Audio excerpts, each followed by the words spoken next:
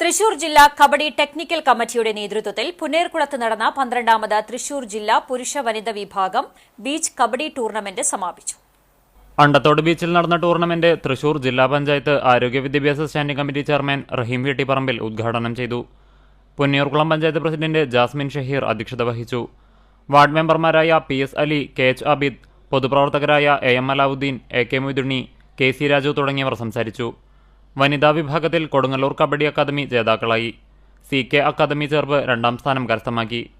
പുരുഷ വിഭാഗത്തിൽ സാഗരിക പൂച്ചെട്ടി ജേതാക്കളായി. കടിക്കാട് കബഡി അക്കാദമി 2ാം സ്ഥാനം നേടി. വിജയികൾക്ക് panchayat president Jasmin Shaheer, ward member PS Ali എന്നിവർ ചേർന്ന് സമ്മാനദാനം നടത്തി.